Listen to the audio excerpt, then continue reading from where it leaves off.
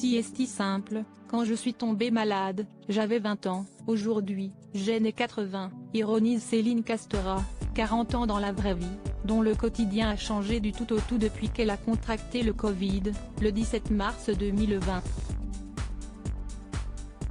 C'était 2 jours après le premier confinement.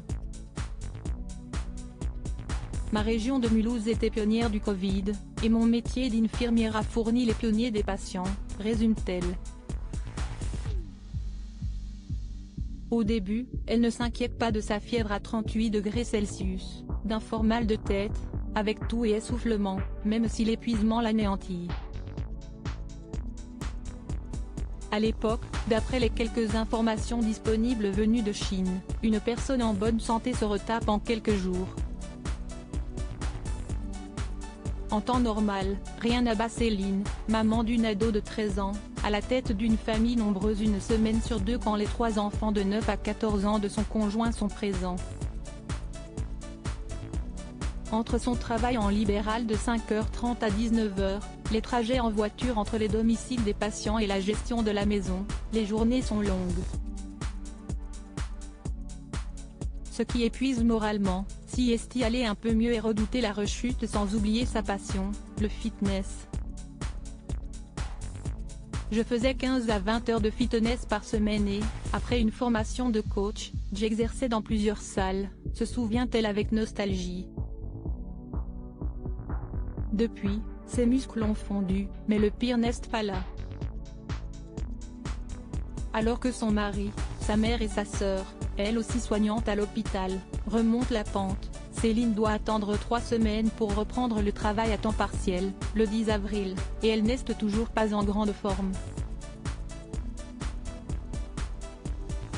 Et puis, début mai, j'ai ressenti de plus en plus de fourmillements, j'avais des acouphènes, des difficultés à lever les bras, puis à tenir debout sans chanceler, au point qu'après un genre de malaise, mon mari m'a emmené aux urgences, détaille-t-elle. IRM, scanner, rien. On la renvoie chez elle avec ce diagnostic, Sieste sûrement le stress. Malheureusement, ses effets secondaires n'ont jamais disparu, lui faisant enchaîner reprises et arrêts de travail jusque mai dernier. Les acouphènes, Sieste tous les jours. L'épuisement musculaire, les vertiges ou les céphalées, Sieste en dents de scie, avec des petites nouveautés comme la tachycardie, parfois.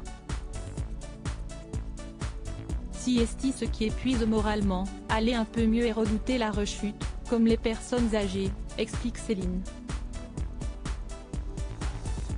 Famille et amis ont dû s'habituer à ce qu'on ne prévoit plus rien pendant un an, elle est allée de spécialiste en spécialiste, cardio, neuro, jusqu'à participer à une étude sur le Covid l'ont lancée à Strasbourg, son pansement mental, je l'ai découverte via un groupe de soutien Facebook, devenu association, après J20, association Covid Long France, qu'il m'a tout d'abord appris que ce n'était pas psychique.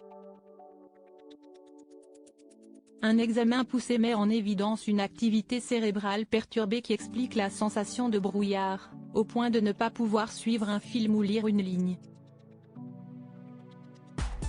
Le remède ? Aucun. Famille et amis ont dû s'habituer à ce qu'on ne prévoit plus rien, sinon sous réserve d'aller bien, et on a dit adieu au projet de vacances. Même ralenti, Céline se veut optimiste, j'espère récupérer un jour.